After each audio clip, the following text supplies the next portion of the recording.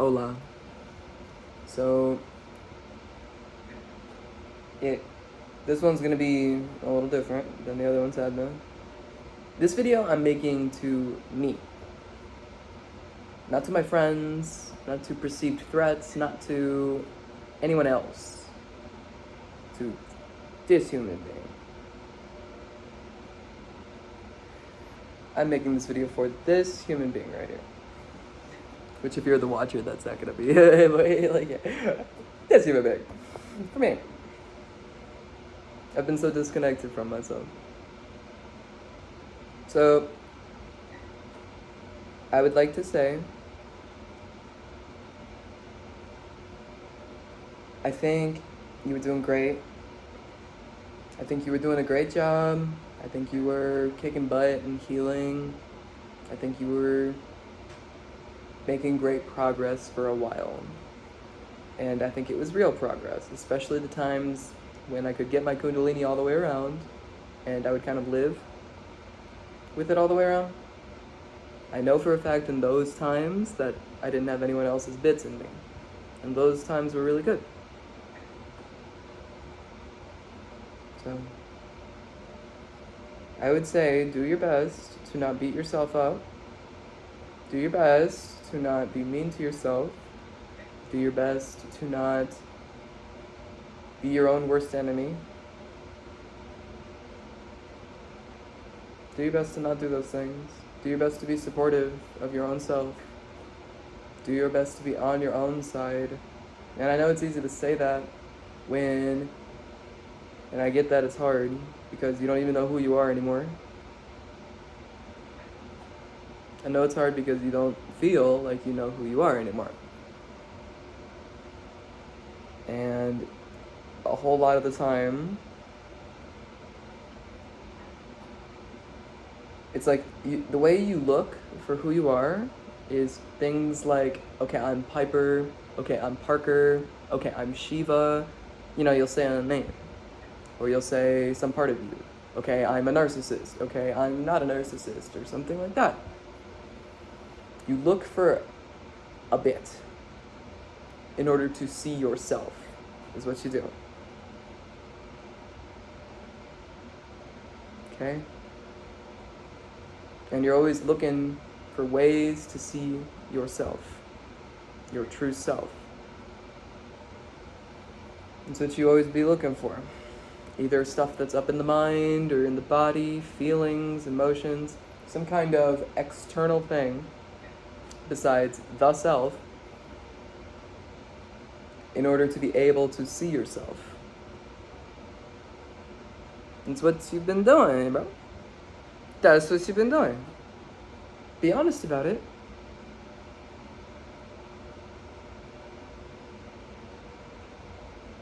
I guess that's what I've been doing. Yeah, and what's that resulting in? I guess it's resulting in other awarenesses up in my head and all the shit that I've been getting yelled at for a fat minute. Precisely. Okay. Precisely. It's not your fault that you got sick. It's not your fault that you got sick. It is your fault, however, like I will say, so BPD, covert narcissism, same shit. So the narcissistic chakra swapping and part switching, you know? A BPD flare-up is one of those. And during a BPD flare-up, you're convinced that what you are is not good enough and you must change right now. Either go back or go forward. When you have a BPD flare-up, you're convinced that you must change right now.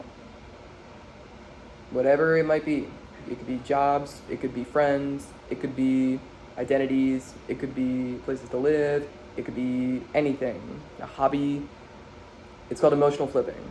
You emotionally flip, and you decide something's bad, and then you want to either run away from it instantly or whatever. Or to change it, swap it. You decide some feeling is intolerable, and so you decide to get rid of it in some kind of way, to make some kind of change. And so during a BPD flare-up, what you essentially do is you put a bunch of people's stuff up in you.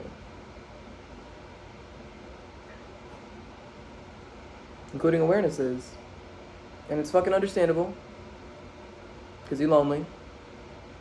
And you want to feel like you got people in your life that are watching you and on your side, and people that care, and you want to feel like there's people with you. You want to feel like there's people with you.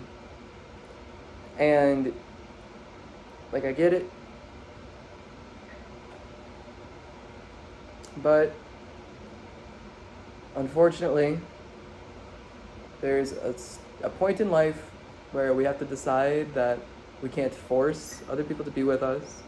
We can't force other people to be with us in our heads. We can't force other people to be on our side. We can't force other people to like us, we can't force other people to do anything at all without being abusive.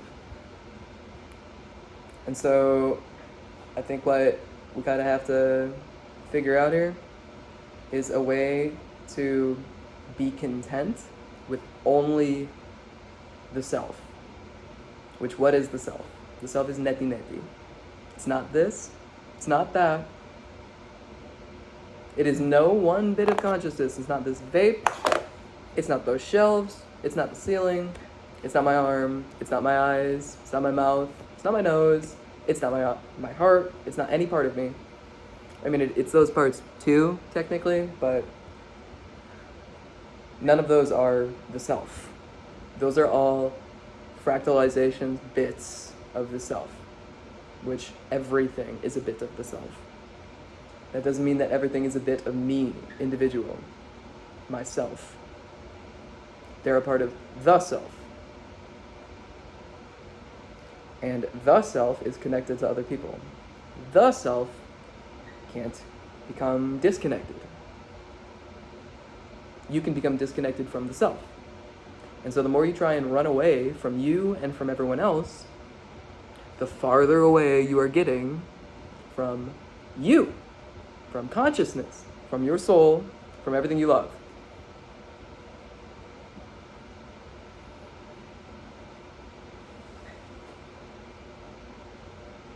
And the further you run away, the more you miss the feeling. The further you run away, the more you miss the feeling of being connected. And so you try and find other ways to become connected. And that's when you start doing the flare-up stuff.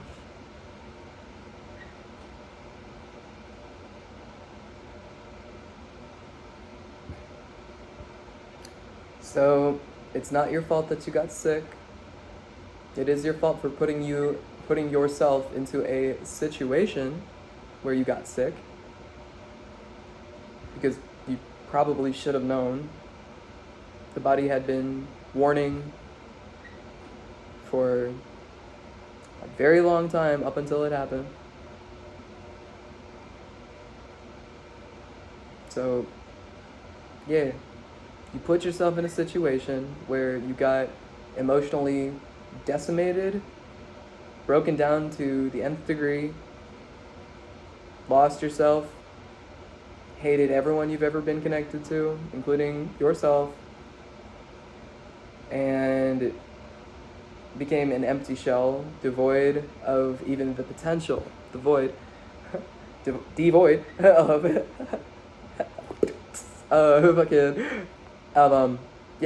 you became devoid of even the potential of feeling anything. And so, the point is, you don't want to stick things up on the inside in order to, protect yourself in the face of adversity, or against the future, or against anything like that. Because that void on the inside is called spaciousness, and it's making room for consciousness, which is where all of the essence and identity comes from, emerges. And it never stays. It can't, without sticking energy up, without blocking chakras. It can't stay. It has to constantly be moving, and it can only exist based on what's happening around it. Because free of stimulus, the self just is. in order to respond to anything, there has to be a stimulus to poke it. And if there's no stimuli to poke the self, you're not going to be able to feel anything.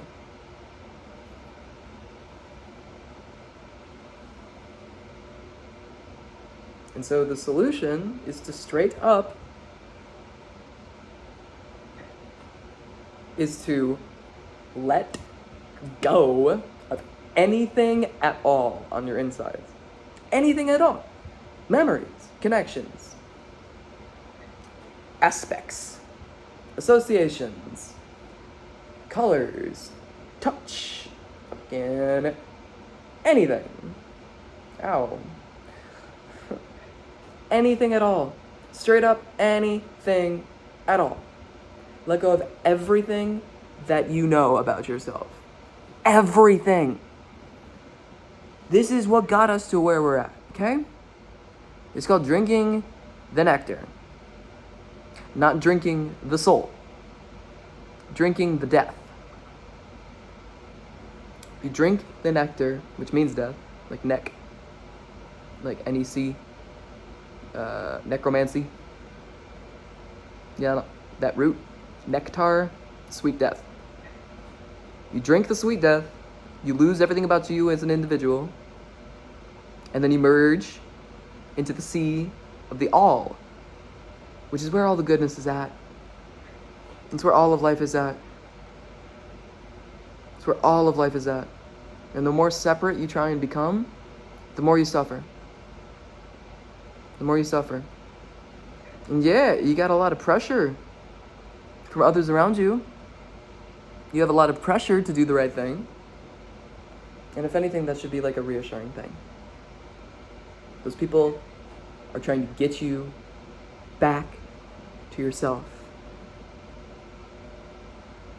And to stop taking bits from them to try and be something new. They want you to be you. To be real you. Because real you has something to offer to this world. Real you has, like, for lack of a better word, like a job to do. Which is non-specific, but you've been incarnated for a reason. You're living right here, right now for a reason.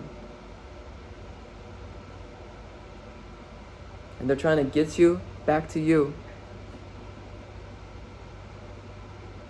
So that you can do what Spirit has intended. And it might seem like a lot of work. It might seem like brutal. It might seem like not worth it. Whatever the fuck. It might seem like that. What else are you going to do? Devoid of your true self and your true emotions. Devoid of the self, which is the one that wants you to do the work. What else do you got? What else do you got?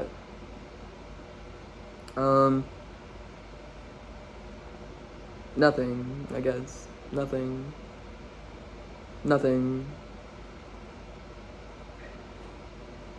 Yeah. Yeah. Yeah. If you can't even feel anything,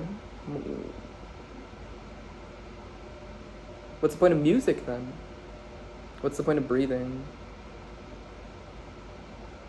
There is no point. There is no point. There is no point. There's no point.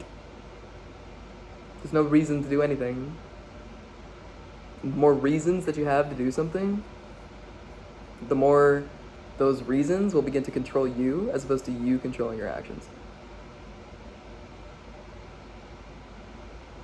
You actually don't want reasons to do what you do. You just want to enjoy, like you want to do the things that you enjoy to do. And not do things because of any kind of outcome. Not to do things because you think it'll get you somewhere. Not to do things because you think it'll make you feel better. Not to do things because you think it'll save you. Not to do things because you think it'll do anything for you. Not to do things to get things out of them. You do things, if you want to be healthy, you want to do things because you love doing the thing. And it's not okay to just do whatever you want, because it's not okay to hurt other living things. But you have to do things just because you love to do them. And if you're not doing something that you love to do, you gotta stop doing it. You don't have to, I guess. You don't have to stop doing it. But that's what you really want. Like, you gotta go with that. Like, if doing something does not make you feel good about yourself, or makes you feel dirty after you do it, and you're like trying to find a way to make it feel okay, you gotta stop doing that then. You gotta stop doing that, because if you have any reason besides the loving of the doing it, then you're getting led astray. So, for example, if you are a hobbyist in like the reptile community, by the way, the thing I'm getting at is conditionality versus unconditionality. But if you are a hobbyist in the reptile community, or in like the fish community, or the animal keeping community, and if somebody asks you, why do you keep animals? If you have any other reason besides, and no judgments, of course, besides, I love keeping animals, then you're being conditional. If you keep animals because of company, or because of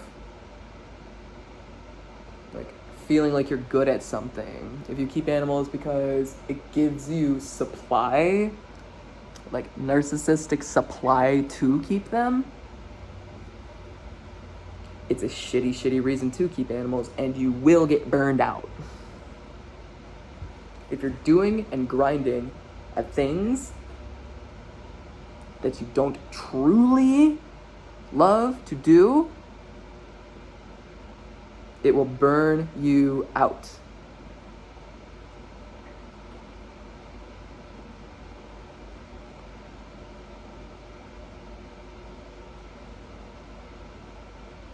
And I got burned out. I've been grinding away at spirituality. I was like trying to become a Buddha, because my soul had been telling me that I had that potential inside of me, and that it was worth it to do the work in order to become that, so that we could have another one in the world.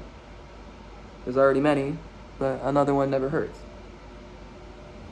And my soul had been telling me to do this work in order to become a Buddha.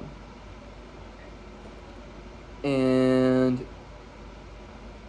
I did for a little bit. And so I've been working hard to try and like get back there, basically. I've been working hard to try and get back there. I haven't been working that hard lately. I've been doing everything I can, but my energy's been getting fired off in like kind of the wrong way. And I've been working in ways that haven't really actually been doing anything. Which has not always been the case. That's just been for the last month. I have done some things that I'm proud of, for sure. But I've done a whole lot of things that I'm a lot less proud of. Like these videos. And it's like, I understand that when we're depersonalized, and when we're feeling like without a compass, without a perception center, I very much understand that it's going to be hard to do just about anything. However, I would like you to seriously consider, every time you've made a video like this, where you're trying to talk to somebody, who are you trying to talk to? To me. Yeah. Every time you open your fucking phone and start recording a video to start speaking, that's pretty much when they all come in. And it's like, usually what leads up to those moments of deciding to record a video is like, it feels like a whole bunch of pressure that's building up behind you, until the point that it makes you want to pop.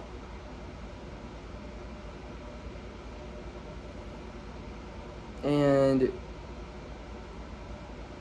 sometimes you decide to go inside and to sit down and start doing your Kundalini yoga, right? Because, as you understand, the Kundalini will get rid of all of the extra bits. And you've been having an immense amount of difficulty getting the Kundalini to go all the way around, which is not something that has always been the case. It's a new thing. It's a new thing.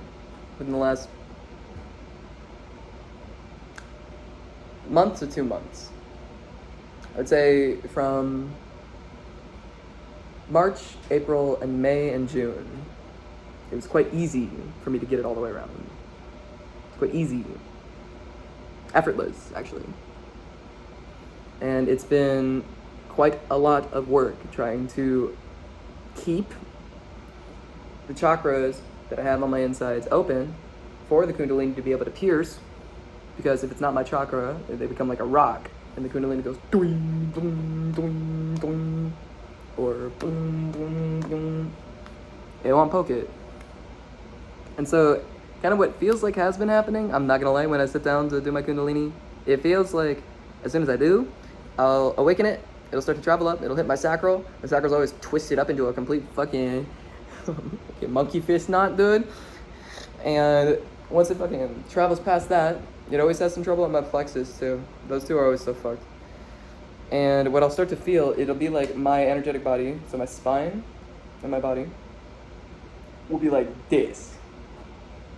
And so as my Kundalini is going up, it's like putting the shit back into line, and it tries to zipper myself back together.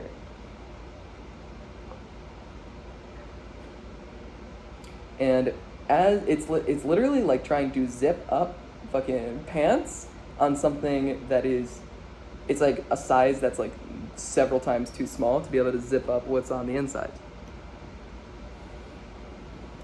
And so it goes like a, and so what I do typically in those moments is I will become aware, and I'll go to the spot in my body that is clenched and holding the chub, the fucking chubskis, stuck to me. And every time I go in to try and release that chakra, which again, this did not used to be that, yeah, there's been times when that's been difficult, and there's certainly been times when it's not difficult too. Like, releasing a chakra can sometimes be as simple as like, or like just becoming aware of the area, and then moving, like becoming the consciousness that is stuck, and then allowing it to move. Just like how you would move your fingers. It's like that. It's literally just like, hey. So like if this is a stuck chakra, like oftentimes all it takes is becoming aware of this chakra that's like this. You become aware of it and feel it, and then as soon as you feel it, it melts away. And I haven't been having too many issues with this for, well, I have for like the last month plus, like maybe month and a half, but there's been many times in my life where I remember that I knew that this was a thing and that I could just let go. And it's weird because lately when I've been sitting down to do this Kundalini, like after the pressure builds up and I'm like trying to not make a YouTube video about it, right? Because when I do, every time I go back and look at it, because like I said, I'm trying to understand. I'm trying to grow. And every time I go back and look at it, like at what's going on up in here, okay. Hey, every time I freaking go back and check out what the hell is occurring inside of my noggin and across my face, every time I do, I always end up like with a different conclusion about the situation. It's not even like going back to a single conclusion. Whatever I had conceived in my head before I gave into the pressure, after I watch the video, it will always be different, and it will always be in a way where I feel shitty about me. Every time. Every time. And it's like the more and more that I try to learn and understand about what's going on inside me through the mechanism of making these YouTube videos, which originally I started making these like It's like there's many videos that I've attempted to make about like topics, non-personal topics like Kundalini, narcissism, lots of them. And what will essentially happen is over the course of the video, like I find myself getting stamped down, and I find myself getting spoken over, and I find myself getting interrupted, and I find myself getting intruded upon. And it's like during those videos, like it's okay to make YouTube videos. It's okay to make YouTube videos. And yeah, it's okay to make YouTube videos. And during those videos, when I'm trying to like explain, like not explain, like do my best to spread knowledge. I'm trying to not be fucking arrogant like that, babe. I guess I am kind of arrogant like that. So like fucking be authentic, you know? Every time I make videos attempting to spread some wisdom about some non-personal thing, it's like it always becomes personal. It always becomes a personal thing. It always ends up being about something personally related to me. Be it my friends, my parents, something. That's what it always ends up being. There's been many times when I've tried to make videos like opening up to my higher self and just trying to allow my higher self to come through because I know that my higher self's got goodness. My higher self has goodness to give to this world. And oftentimes I found myself basically just talking to my own higher self. Like, not lately, I've been so disconnected. But there were times back in Kent where I would find myself just kind of talking to my higher self, and the things that it would be telling me about the universe would, well, they would blow my fucking mind, and they'd be like, yeah, like, it's some good stuff. And I basically wanted to create a way to be able to share what my higher self was telling me with the world. And the thing is me, the lower self, the ego, whatever you want to say, like, I don't know a lot of the shit that my higher self says. I don't get it. I don't understand it. I can't explain it. I can't, yeah. And if I try to, yeah, every time I've just tried to take the reins and just like, yeah, it don't work. Because my higher self can't be like coerced. My higher self can't be like forced to do anything. And I understand this. And I've tried making videos or even drawings, charts. I've tried like just sharing, I guess, what my higher self has shared with me without my higher self's like control. And it doesn't work. And it doesn't work when I do that. And so there's times when I like essentially I sit down and I open my camera up and I'll like let go of my self-will. I'll be like, I'm going to open the door for my higher self. And when I open the door for my higher self, what I find is there's a whole lot of other things that come in with it. That come in with it. And those are the things that usually stamp down my higher self. And make it so that like nothing can actually be like discussed or shown through. Like my light. And it's quite irritating. And it's like every time I find myself trying to share bits of my fountain with the world, instead of just, yeah, it's like those things seem to always have quite a big issue with that. And they want it all for themselves. And it doesn't feel like it's my lower self, because my lower self usually just gets stepped all the way the fuck down and like can't even fucking talk half the time. Like, yeah, it'll usually just be those bits arguing with me and like fighting for my controller essentially. Mom said I can have the controller. Mom said I can. Yeah. And I don't appreciate that. High key. I don't appreciate that. Because, yeah, I don't like getting controlled by anything besides myself. I don't like things pretending to be myself. Well, yeah, I guess that's the issue, ain't it? You're giving control to the self, and the self is not singular. The self is not singular, man. It's non-personal. It's not selfish.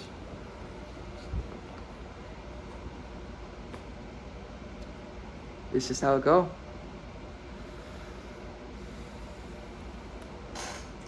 And like, yeah, I guess, bro. Fuck yeah, I guess. Yeah.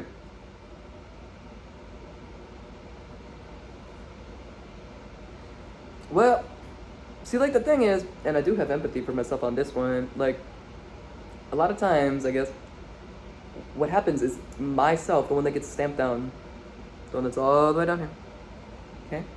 Myself gets stamped down, and while myself is stamped down, it'll be those bits that come in with the self that will start, like, yelling at myself, at, like, me, individual, at me, for, like, allowing them to come inside.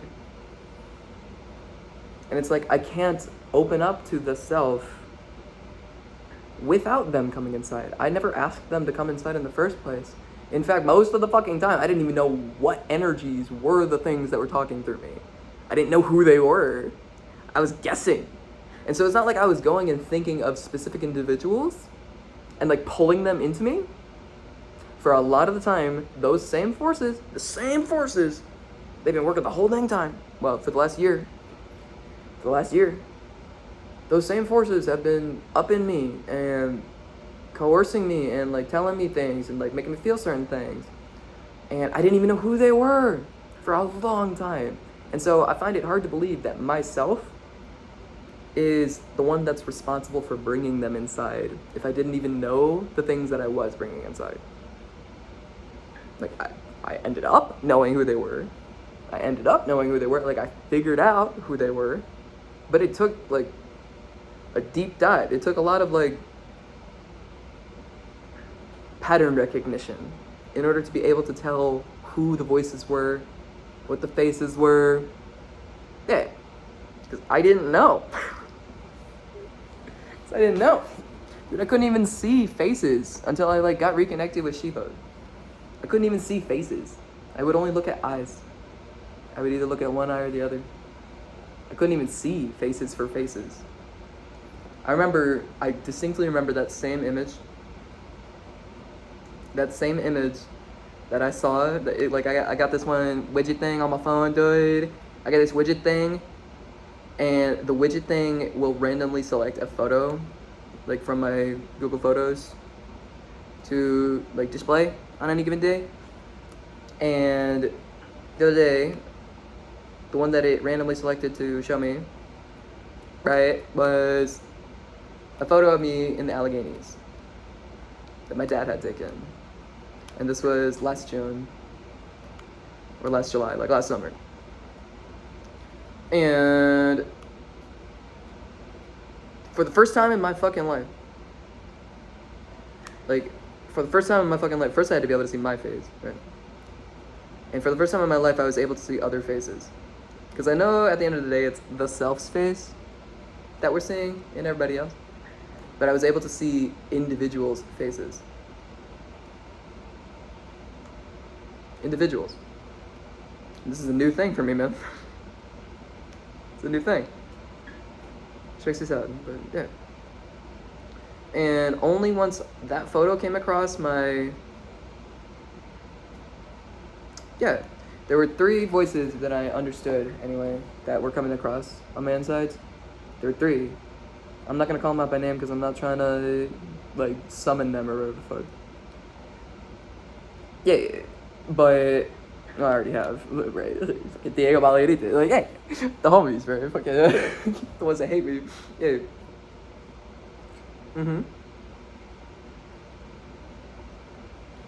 Fine. That's totally fine. But, yeah. They were the ones that had been coming up in my head. And anyway, like, yeah, as I've been saying, that video, or that fucking photo where I saw Ethan's face on my face. God bless him. Of course. But yeah, I saw Ethan's face on my face. And only last night was I able to see, because I remember the reason I said this is for a good amount of time, I had seen that photo before in a different context, at a different time, or a different point in time. And I had seen that photo and thought to myself, I remember this clearly. I remember thinking, that's my face. Because I was looking for like photos. I think I was looking for some picture to put on fucking Instagram or some shit where like I had an actual expression on my face and not just, you know? And I remember seeing that photo and thinking it was my face. And then only once I moved back home, only yesterday, did I like realize, I was like, that's Ethan's face, bro. That ain't my face. That's Ethan's face. I know his smile. I know what he do with his eyes and shit when he smiles. It's like I can't do it. I can't just like, yeah. It's like this. Like yeah, I do it. I like it. I can't like, yeah. Like I can't just, yeah. But I know that expression. I don't know why I couldn't see it before. And yeah. What?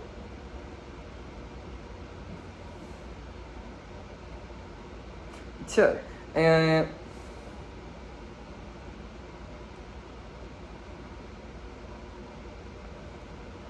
I don't like what just happened there. I let him up in my insides, dude, because like he can do it better than me, obviously. And so I was like, yeah, I let him do it. And as soon as I let him in to make the smile, bro, it's like all of like I got set all the way down here, like.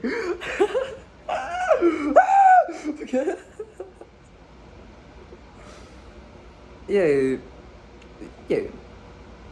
And so, yeah, it's like, dude, I don't even know what. Yeah.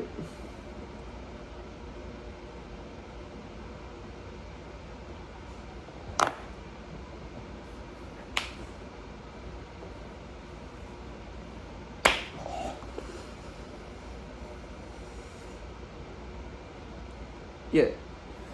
And I gotta find a way to.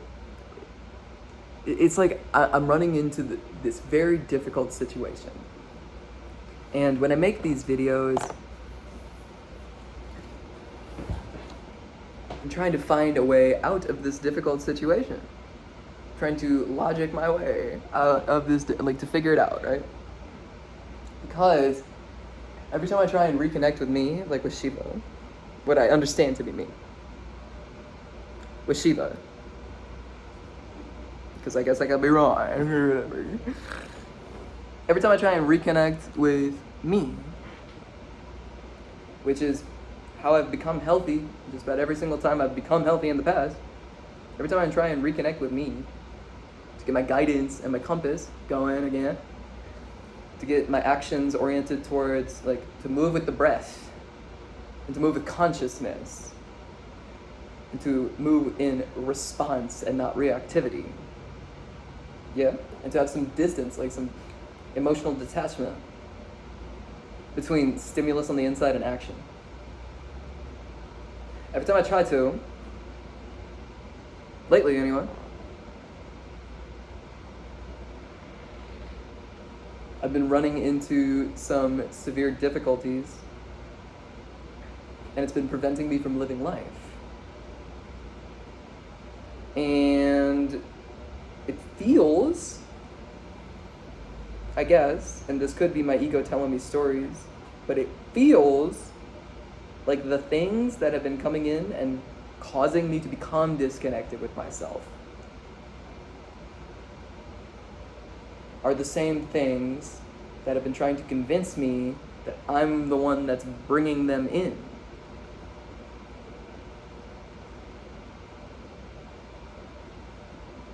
And so I guess what that might mean, and this might be a tough pill to swallow, yep. Might be a tough pill to swallow, dude. it might mean that what Shiva is a narcissistic scarecrow.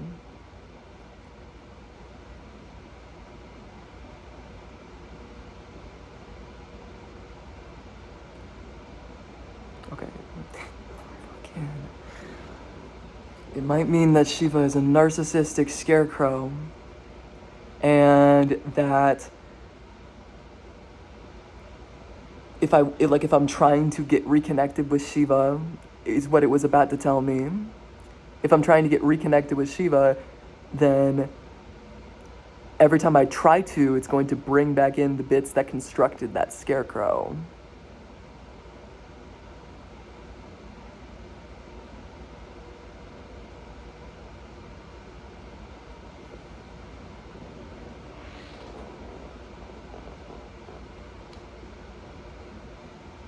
And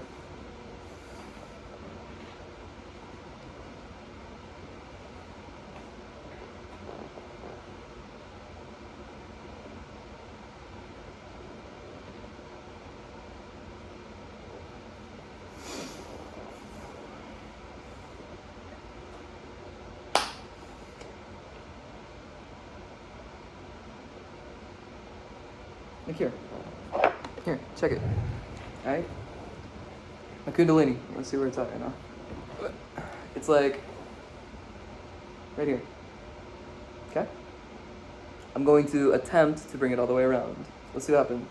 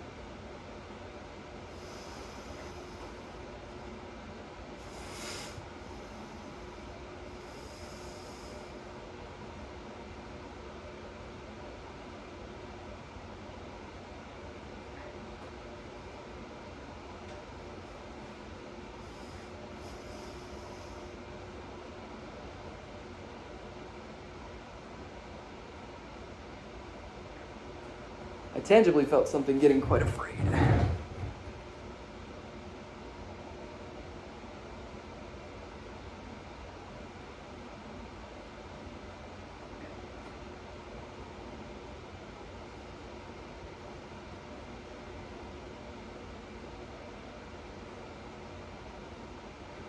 Yeah, so I got it, I got it about to here. And then this thing plunges inside of me and gets very freaked out and fucking stops it from happening. What the fuck is that? Like,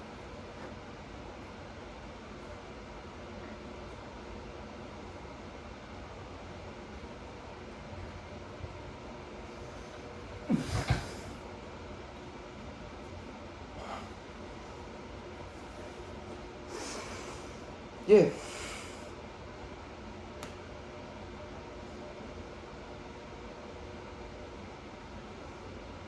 So now I'm trying to get my Kundalini down. It hits my sacral. It's like a rock.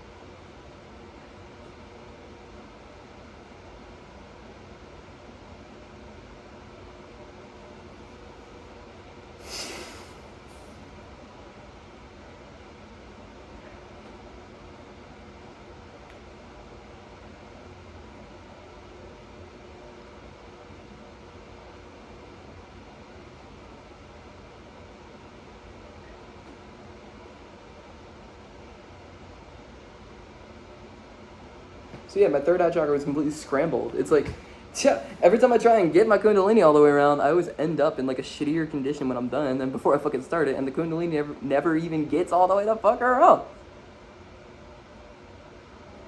It's like my chakras become more blocked. It's like there's something that becomes quite afraid and starts twisting them all up. I guess so that it doesn't have to let go of something. And maybe that something that it doesn't want to let go of is the idea. The idea that you're Shiva. Okay, so let's let it go.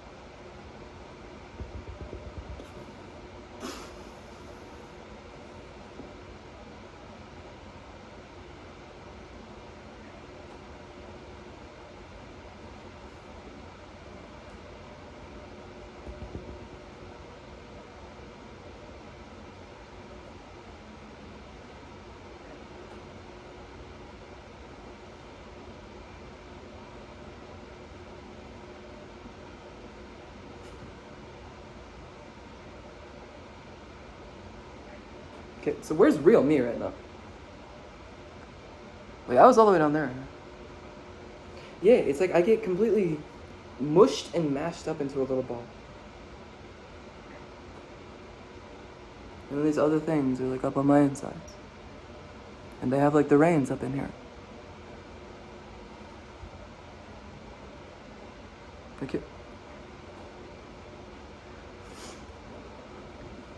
yeah, it's just bizarre. It's bizarre. And I have tried letting go of the idea that I'm Shiva. I've tried letting go of the idea that I'm Piper. I've tried letting go of the idea that I'm Parker. I've tried letting go of the idea that I have any individual qualities at all. I've tried letting go of being a person. I've tried letting go of being a god. I've tried letting go of being the idea of being anything. It doesn't seem to be helping. Because I've ended up letting go of everything. Everything. Trying to get my Kundalini to go all the way around. And it's like, no matter how much I let go, I can never let go of enough to get it all the way around. Unless I die.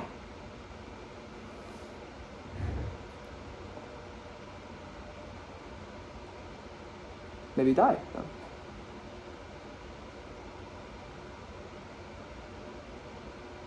And shit, fuck it.